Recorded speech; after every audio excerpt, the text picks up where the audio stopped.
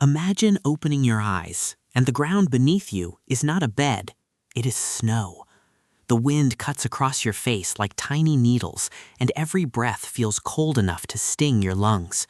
There are no houses around you, no roads, no electricity, no stores, no warm room waiting nearby. There is only a white plain, a gray sky, and a trail of huge footprints pressed into frozen ground. Far away, something massive and furry moves slowly through the cold. A mammoth. So here's the question.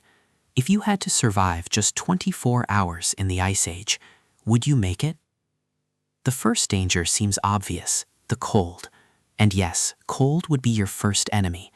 But the Ice Age was not dangerous only because it was cold. It was dangerous because almost everything you depend on would vanish at once. No factory-made coat, no rubber-soled shoes, no doctor, no clock, no map. No one telling you which direction is safe. If you were alone, you might not need a predator to find you. One bad night of wind could be enough. The late Ice Age did not mean the entire planet was buried under ice. Some places were covered by enormous glaciers, but many other places were cold, dry grasslands called steppe tundra. This was a world of short grass, low shrubs, frozen soil, and wind that almost never stopped. There was food in this world, but not food that waited politely for you. Fruit was rare, large trees could be rare, rivers might be frozen, water might hide under snow, and most animals you saw were not going to let you walk up and touch them. So your first hour would not be about hunting, it would be about not dying from the cold. Your body would begin to shiver. Shivering is your emergency heater. Your muscles shake to create warmth, but that heater burns energy very fast. You might think walking is the answer, just keep moving, but walking with no plan can make things worse. You lose heat, you lose water, you lose strength. In the Ice Age, one small mistake could become enormous. Walking into the wind, stepping into deep snow, letting your hands get wet, resting too long. Tiny choices could become life and death choices very quickly. If you wanted to reach nightfall, your first target would not be food, it would be shelter. A large rock, a slope, a shallow hollow in the ground, anything that blocks the wind. Because wind is a quiet thief, it steals heat from your body far faster than still cold air. After shelter comes fire. Fire in the Ice Age was not decoration, it was a wall, it was a signal. It was a cooking tool, a warning sign, a predator barrier, and the heart of a human group. But if you did not already have fire, making it in a wet, cold, windy landscape would not be romantic. Dry wood could be hard to find. Your fingers would go numb. A tiny spark would die easily. And every minute you failed, your body would pay for it. This is why Ice Age humans did not survive only because they were tough. They survived because they knew their world in detail.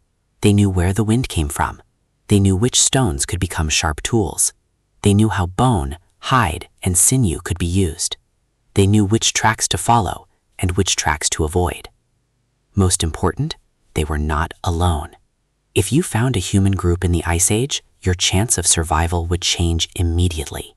Not because they had magic, because they had shared memory. One person knew where to find water. One person knew how to scrape a hide. One person remembered where reindeer usually passed. One person had already survived the worst kind of storm.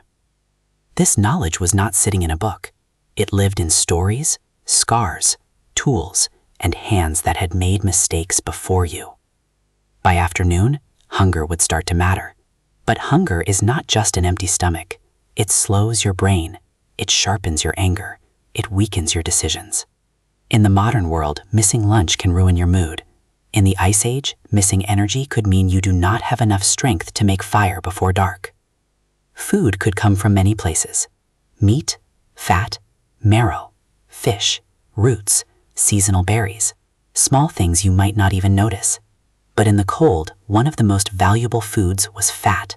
Your body needs a huge amount of energy to stay warm. Fat is powerful fuel.